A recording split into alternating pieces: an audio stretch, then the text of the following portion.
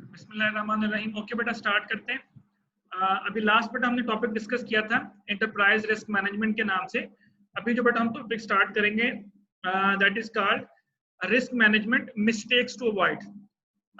कौन कौन सी बेटा ऐसी मिस्टेक्स हैं जो हम कॉमनली करते हैं जब हम रिस्क को मैनेज कर रहे होते हैं, जिसकी वजह से आपको बहुत ज्यादा जो है वो लॉसेस फेस करने पड़ सकते हैं। इसकी बेटा बहुत सारी एग्जांपल्स आपको मिलेंगी पास्ट के अंदर। इस तरह बहुत बड़े बड़े बैंक जो हैं वो डूबे। क्या रीजन थी उनके डूबने की कि उन लोगों ने कुछ डिसीजंस गलत ले लिए। जिस तरह मैंने ग्लोबल फाइनेंशियल क्राइसिस की आपको एग्जांपल दी थी कि वहां पे बैंकों ने सब प्राइम लोन जो है वो बहुत ज्यादा दे दिए, जिसकी वजह से उनको बहुत ज्यादा लॉसेस फेस करने पड़े। तो कौन सी ऐसी कॉमन मिस्टेक्स हैं बेटा जो अक्सर हम कर जाते हैं, और आप लोगों ने कोशिश करनी है कि जब आप रिस्क को मैनेज करें तो आपने इन मिस्टेक से अवॉइड करना है कि जो लोगों ने गलतियां की उनको हम ना दोहराएं। तो वो कौन कौन सी ऐसी गलतियां थी वो हम डिस्कस करेंगे वन बाय वन। ये कुछ एग्जांपल्स दी हुई हैं जो कि पास्ट में हुई हैं। अभी कलाइड आयरिस बैंक था, उसको 700 मिलियन का लॉस हुआ। ये आपके सामने एनरॉन कंपनी, उसको बिलियंस इन लॉस सूट्स में पे करना पड़ा। ये आप अपनी बुक के अंदर देख लीजिएगा, ये कुछ एग्जांपल्स हैं। और ये वो बिजनेसेस हैं जिन्होंने बड़ी कॉमन सी मिस्टेक्स की थी, और वो कौन कौन सी मिस्टेक्स थी वो जो हम वन बाय वन डिस्कस करेंगे आगे इस चैप्टर के अंदर। और आपने कोशिश करनी है कि आपने इन मिस्टेक्स से अवॉइड करना है। पहला काम बेटा, risk limits. You have to set your risk boundaries, जो मैंने अभी थोड़ी देर पहले आपको बताया था कि आपने अपनी जो रिस्क लिमिट्स हैं वो सेट करनी है। और कोशिश ये करनी है कि जो रिस्क लिमिट आपने सेट की हैं, आप उन रिस्क लिमिट से बाहर नहीं जाएंगे। आपने उन रिस्क लिमिट से बाहर नहीं जाना। अगर आप उन रिस्क लिमिट से बाहर जाएंगे तो बेटा इसका मतलब है कि आप बहुत ज्यादा जो है वो लॉस फेस करेंगे। अब फॉर एग्जांपल नंबर 1 देखें, risk must be quantified and risk limit sets. यानी आपने क्वांटिफाई करना है रिस्क को। फॉर एग्जांपल जिस तरह हम अक्सर कहते थे कि वॉर जो है वो 2 मिलियन लॉस होगा, 4 मिलियन लॉस होगा, 10 मिलियन लॉस होगा। अब क्वांटिफाई होना चाहिए कि मैक्सिमम कितना लॉस हो सकता है। आपने ये नहीं कहना कि चलो ये प्रोजेक्ट शुरू करते हैं फिर देखा जाएगा कितना लॉस होता है। नो, ये गलत बात है। क्वांटिफाई करें कि मैक्सिमम जो है वो, अगर खुदा न खास्ता मैं ये प्रोजेक्ट शुरू करता हूँ और ये फ्लॉप हो जाता है तो मैक्सिमम मुझे कितना लॉस हो सकता है। जिस तरह हमने कैलकुलेशन की थी, वॉर 2 million, 3 million, 4 million, that is called quantify. Then you have to set the limits कि यार मैंने इन बाउंड्रीज से बाहर नहीं जाना। कि फॉर एग्जांपल अगर 2 मिलियन तक लॉस हो सकता है तो मेरी रिस्क बाउंड्रीज 2 मिलियन तक के अंदर अंदर आनी चाहिए। जो प्रोजेक्ट है वो मेरा 2 मिलियन के अंदर आना चाहिए, ना कि मैं इससे ज्यादा एक्सीड करूं। अगर आप इससे ज्यादा एक्सीड करेंगे तो इसका मतलब है कि आप अपने रिस्क को प्रॉपर तरीके से मैनेज नहीं कर रहे। Okay, number 1। Number 2, exceeding risk limits not acceptable even when profit results. बेटा आपने लालच में नहीं पड़ना। फॉर एग्जाम्पल बात दफा ऐसे होता है कि आप एक प्रोजेक्ट शुरू करते हैं, आप कहते हैं कि यार ये तो बड़ा ही प्रॉफिटेबल प्रोजेक्ट है, इसमें मजीद पैसा लगा दो। नो, आपने जो क्वांटिफाई कर लिया, जो लिमिट्स बाउंड्रीज आपने सेट कर ली, उसके अंदर फोकस करें, उसके ऊपर बाहर लालच मत करें।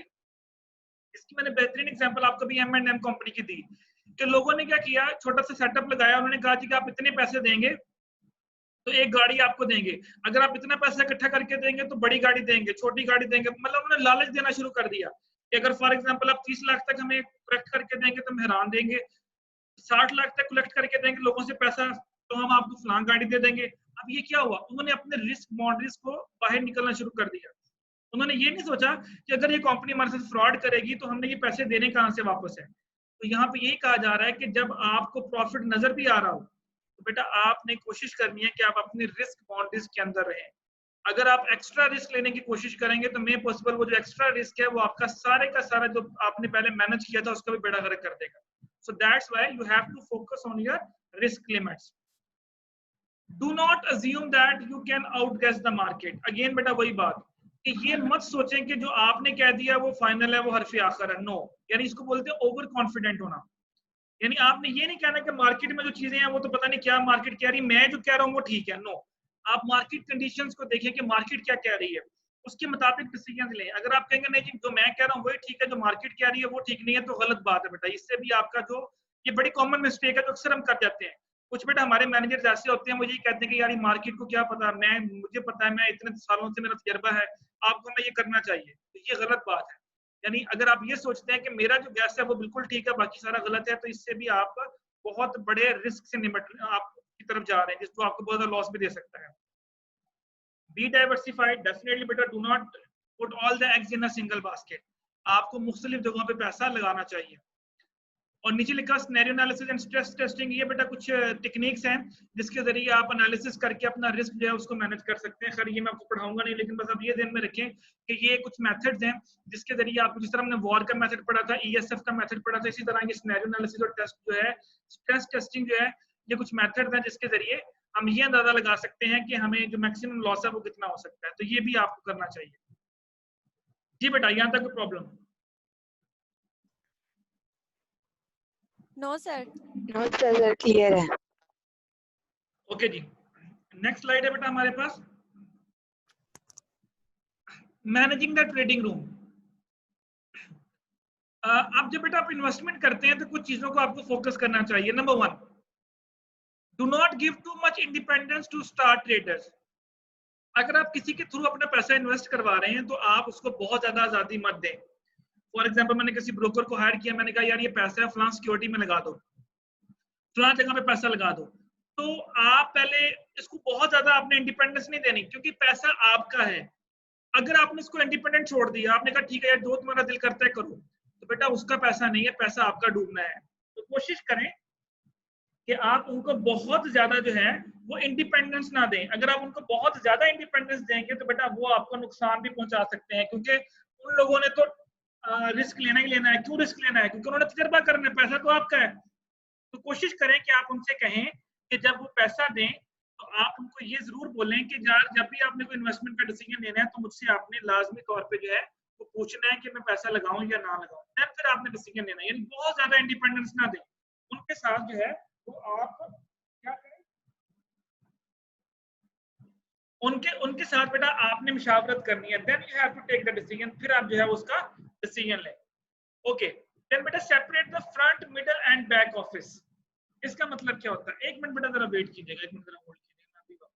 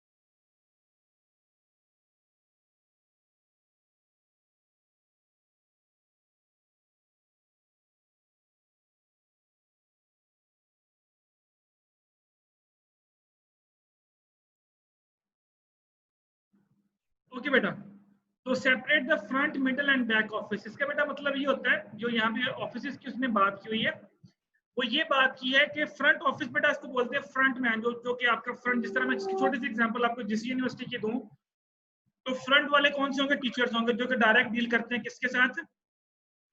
स्टूडेंट के साथ। मिडिल वाले कौन से हैं? आपके जो HODs वगैरह होते हैं। और बैक ऑफिस क्या है आपका? सपोज करें कि मैं कहता हूँ जी कि आपके जो जहाँ पे आपकी फीसेस वगैरह जमा होती हैं, आपका ट्रेजर ऑफिस जो है वो आपका बैक ऑफिस है। यहाँ कहने का मतलब ये कि हर अपने जो डिपार्टमेंट है उसको अपना अपना काम करना चाहिए। मिडिल वालों को फ्रंट की जगह पे नहीं आना चाहिए, फ्रंट वालों को मिडिल की जगह नहीं जाना चाहिए। यानी जो आपका सैलरी ऑफिस है, ये जो आपका फीसेस वाला सेक्शन है, उसको इंटरफेयर करने की जरूरत नहीं होनी चाहिए आपके मामलात में, जो फ्रंट ऑफिस मामलात को देख रहा है। और फ्रंट ऑफिस मुदाखलत नहीं करेगा जो कि आपका बैक ऑफिस कर रहा है। जिस तरह आजकल देखिए, अक्सर आप देखिए हमारे मुल्क के अंदर हम कहते हैं ये अदालतों का ये काम नहीं है कि वो ये यहाँ पे करे, फौज का ये काम नहीं है कि वो डिसीजन ले, जमहूरी डिसीजन ले, मतलब बहुत सारी बहसें चलती हैं। तो यहाँ पे कहने का मतलब है कि हर department is responsible for his own risk management. उसको अपना रिस्क खुद मैनेज करना चाहिए, उसको इंटरफेयर नहीं करना चाहिए। तो सेपरेट सेपरेट काम करना चाहिए। लेकिन अगर आप इंटरफेयर करेंगे तो बेटा फिर डेफिनेटली जब इंटरफेरेंस होगी तो फिर डिपार्टमेंट जो है वो एक दूसरे की लेग पुलिंग करेंगे, और जब लेग पुलिंग करेंगे तो बेटा फिर आपका रिस्क जो है वो इंक्रीज होगा, वो डिक्रीज नहीं होगा। Do not blindly trust models. हमेशा बेटा मॉडल्स के ऊपर ब्लाइंडली ट्रस्ट मत करें। आप ये ना समझे कि वार ने आपको जो आंसर दे दिया वो 100% एक्यूरेट है, ईएसएफ ने जो आपको आंसर दे दिया वो 100% एक्यूरेट है, आपने जो क्वेश्चनर फिल करवाया उसके जो आंसर दिया वो 100% एक्यूरेट है। नो, मॉडल्स यूज करें, मॉडल्स होते हैं प्रेडिक्शन करने के लिए, लेकिन उसके ऊपर अंधाधुंध एतमाद मत करें। साथ में कुछ अपना पर्सनल एक्सपीरियंस भी यूज करें, मार्केट्स को भी देखें। अब हो सकता है फॉर एग्जांपल, अब मैं एक छोटी सी एग्जांपल देता हूँ प्रेडिक्शन की। अगर मैं डाटा उठाऊं जनवरी से लेकर जून तक और प्रेडिक्शन करूं तो डेफिनेटली बेटा ये 6 महीने अभी हमारे गुजरे हैं, ये जो मॉडल है इसके रिजल्ट वो नेगेटिव देगा। लेकिन अगर इससे पिछले 6 महीने का डाटा उठा के दूंगा तो वही मॉडल रिजल्ट पॉजिटिव देना शुरू कर देगा। आपने सिर्फ मॉडल का काम है इस डाटा की बेस पे आपको डिसीजन दे देना। तो चेक ये करें कि जो डाटा आप उस मॉडल में पुट कर रहे हैं वो डाटा एक्यूरेट है भी कि नहीं। अगर तो वो एक्यूरेट है फिर तो मॉडल का रिजल्ट हम कह सकते हैं कि वो मतलब एक रिलायबल रिजल्ट है।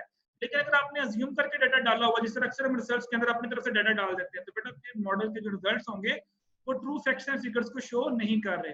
सो दैट्स व्हाई हमेशा ब्लाइंडली जो है वो मॉडल्स पे ट्रस्ट ना करें, बल्कि क्या करें, साथ साथ मार्केट की कंडीशंस को भी देखें कि मार्केट में इस वक्त क्या हो रहा है।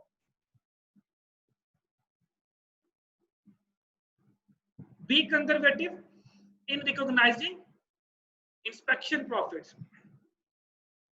जब भी आप प्रॉफिट के बारे में सोचें तो कंजर्वेटिव होकर सोचें, एग्रेसिव होकर ना सोचें।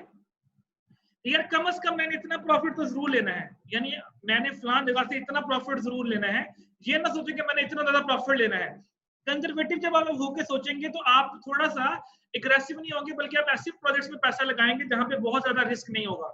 लेकिन अगर आप एग्रेसिव होकर सोचेंगे तो फिर आप वो प्रोजेक्ट में उठा लेंगे जो बहुत ज्यादा रिस्की होंगे, जो ओवरऑल आपका जो रिस्क है उसको क्या कर देंगे, इंक्रीज कर देंगे। तो बेटा आपने कोशिश ये करनी है कि जब भी आप प्रॉफिट के बारे में सोचें तो आपने कंजर्वेटिव होकर सोचना है, यानी आपने ये सोचना है कि यार मुझे कम से कम इतना प्रॉफिट जरूर होना चाहिए। तो इसके लिए फिर आप क्या करेंगे, फिर आप जो कोशिश आपकी ये होगी कि बहुत ज्यादा रिस्की प्रोडक्ट्स में पैसा ना लगाओ।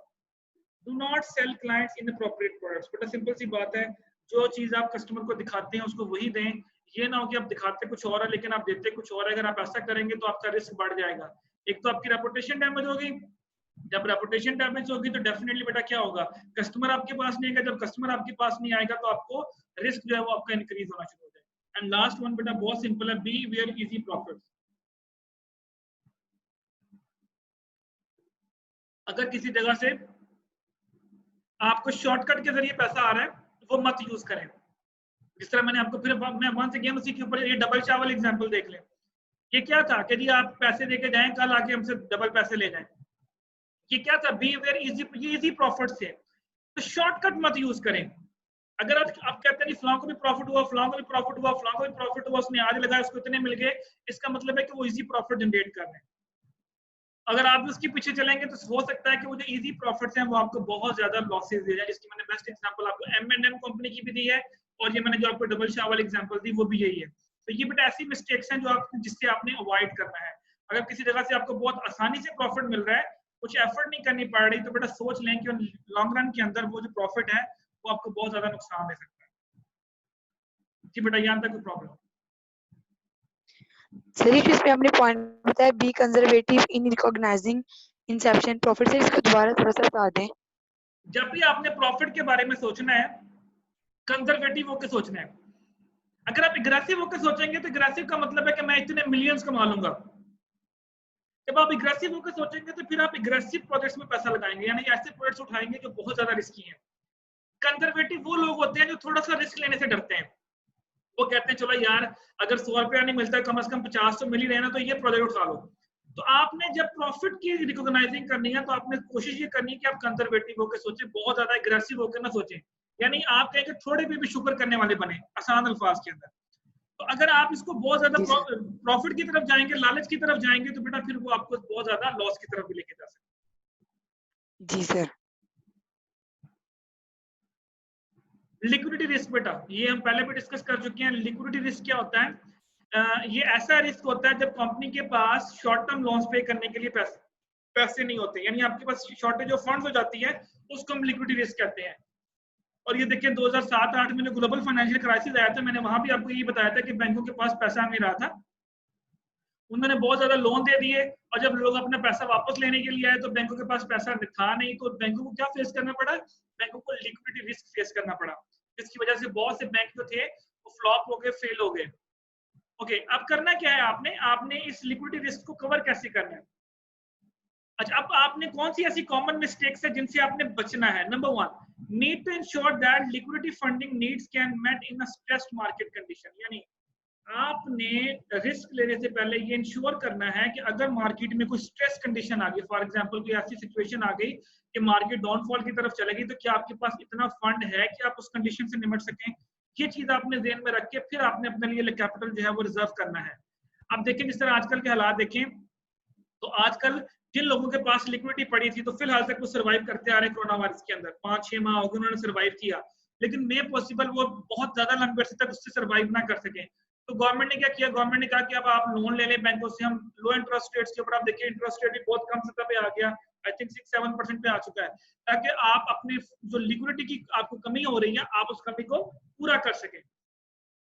तो आपने ये इंश्योर करना है और आम कंडीशंस के अंदर, ये तो चले एक स्पेशल केस आ गया ना कोरोना वाला, आम कंडीशंस के अंदर भी आपने ये इंश्योर करना है कि अगर पूरे साल में किसी एक दो महीने के अंदर अगर डाउनफॉल आता है तो क्या वो 2 महीने डाउनफॉल के लिए मेरे पास इतना पैसा पड़ा हुआ है कि मैं उससे निपट सकूं, ये आपने इंश्योर करना है। ये नहीं सोचना कि मुझे कौन सा कोई प्रॉब्लम आनी है, नो, प्रॉब्लम किसी को भी आ सकती है, तो आपके पास इतना पीछे फंड पड़ा हो कि आप उस स्ट्रेस मार्केट के अंदर उससे निपट सके। सेकंड, थर्ड बेटा, be aware when many are following the same strategy. क्या है इसका मतलब, be aware when many are following the same strategy, ये बहुत दफा एक्सप्लेन कर चुका हूं। सर वही वाली चीज आपने कहा कि अगर एक पर्सन को एक बिजनेस में प्रॉफिट हो रहा है तो हम लोग कहें कि हम 20 बिजनेस में अगर पैसे लगाएंगे तो हमें भी प्रॉफिट होगा। हाँ, जरूरी नहीं है ऐसा हो। तो जब बहुत से लोग एक ही स्ट्रेटेजी को फॉलो कर रहे हो तो आप ब्लाइंडली उनके पीछे मत चले जाएं, क्योंकि जब बहुत से लोग एक ही स्ट्रेटेजी को फॉलो कर रहे होते हैं तो लाजमी बात है कि फ्यूचर में वो स्ट्रेटेजी क्या हो जाएगी, फ्लॉप हो जाएगी। जिस तरह मैंने अभी एग्जांपल दिया आपको ये मोटरसाइकिल वाली भी, आप देखिए अक्सर गाँव के अंदर कमेटियां भी शुरू हुई थी, यदि आप कमेटी डालें 2000 रुपए की, पर्चियां डालते थे, जिसकी पर्ची निकल आती थी मोटरसाइकिल के लिए, वो मोटरसाइकिल उसको मिल जाता था, उसके बाद उसे नेक्स्ट कमेटियां नहीं देनी होती थी। अब फॉर एग्जाम्पल मैंने 2000 दिया, मैंने पर्चियां डाली, मेरा नाम निकल आया, तो मुझे बाइक पड़ गया 2000 का, किसी के तीसरे नंबर पर निकला, किसी के चौथे नंबर पे, किसी को 8000 का पड़ा, किसी को 10,000 का पड़ा, किसी को 12,000 का। तो फिर क्या होगा, लालच में आके मैंने एक कमेटी की बजाय कितनी कर दी, दो से कितनी कर दी, तीन से कितनी कर दी, 4, तो मैं पैसा इन्वेस्ट करते जा रहा हूँ। तो बेटा क्या होगा, एक वक्त ऐसा आएगा कि वो जो कमेटी वाला इकट्ठा करने वाला होगा वो फ्रॉड करेगा और निकल जाएगा। तो be aware when many are following the same strategy। तो बेटा उस वक्त आप समझ लें कोई अलार्मिंग सिचुएशन है कि क्यों। अब देखिए इसकी छोटी सी एग्जांपल और भी ले ले, मुशर्रफ दौर के अंदर प्रॉपर्टी पे बड़ा रूज आया था, हर बंदे ने हर चीज प्रॉपर्टी में लगानी शुरू कर दी। मेरे जैसा बंदा जो टीचर पढ़ा भी रहा था उसके पास कुछ पैसे पड़े थे, उन्होंने कहा चलो यार सुना प्लॉट खरीद के रख लो, ये महंगा होना बेच देंगे, यानी लाख वाला प्लॉट 20-20 लाख का भी बिका। ऐसा भी हुआ, दो मतलब लोगों ने 5-5, 6-6 गुना ज्यादा कमाया। लेकिन जब हर बंदा उस तरफ चला गया तो क्या हुआ कि जिन्होंने महंगे प्लॉट खरीदे थे बाद में प्लॉट बिके नहीं। जब उस प्रॉपर्टी के ऊपर डाउनफॉल आया तो जिसने 20 लाख का खरीद के रखा हुआ था उसको दोबारा 2 लाख या 3 लाख का बेचना पड़ा, तो उसको 17 लाख का लॉस भी हुआ। तो इसीलिए कहते हैं कि जब हर बंदा एक ही तरफ मूव कर रहा हो तो आप उसके पीछे मत लग जाए। Do not make excess use of short term borrowing for long term needs. जी बेटा क्या मतलब है इसका, अब कुछ आप ही बोले ना, मैं तो बोल बोल के थक गया हूँ, तब से मैं ही बोल रहा हूँ, 1 घंटा हो गया। वही सर शॉर्ट टर्म आपने जो बताया था कि शॉर्टकट ना ले। नहीं ये बोरोइंग के बारे में है। Do not make sir short term, जी सर शॉर्ट टर्म बोरोइंग में नुकसान ज्यादा होता है कि इंटरेस्ट रेट ज्यादा होता है? ठीक है, शॉर्ट रन में इंटरेस्ट रेट ज्यादा होता है, लॉन्ग रन में इंटरेस्ट रेट ज्यादा होता है? सर शॉर्ट टर्म में ज्यादा नहीं होता। क्यों? आपने लॉन्ग टर्म में ज्यादा होता है। देखो ना, अगर आपने 6 माह के लिए लोन लिया है तो आपको सपोज 10% पे लोन मिला, अगर आपने 6 साल के लिए लेना है तो वो 10% पे तो नहीं ना मिलेगा।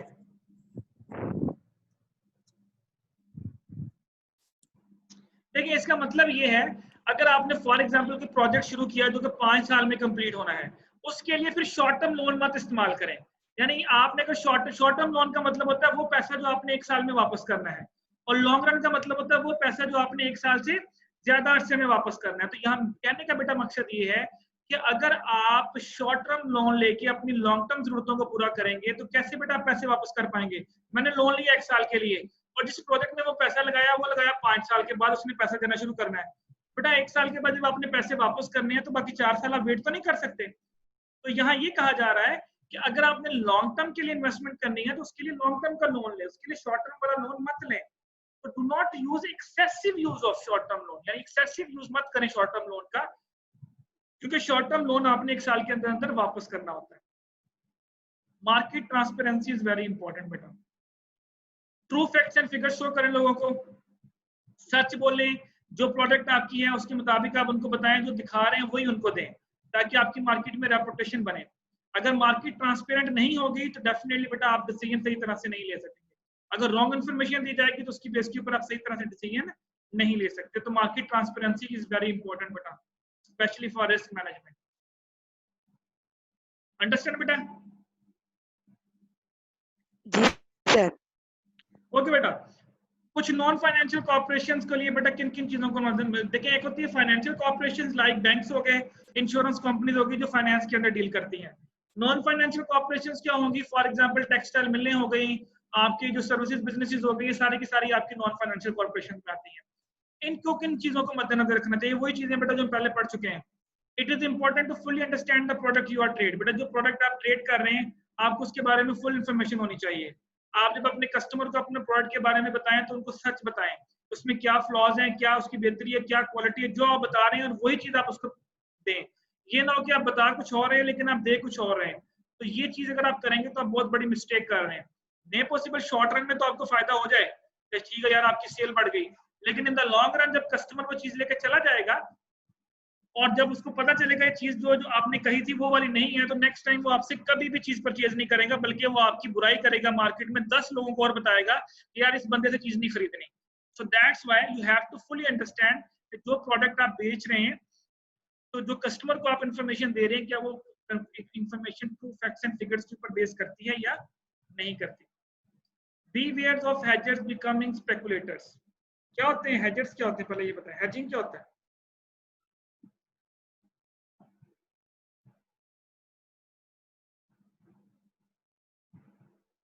जी hedging क्या होता है?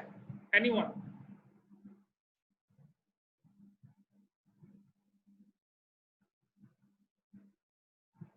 आवाज आ रही है मेरी? सो गए सारे? सर नहीं, सर सर नहीं कर रहे। आ रही है आवाज सर आ रही है? आवाज। मैंने कहा शायद।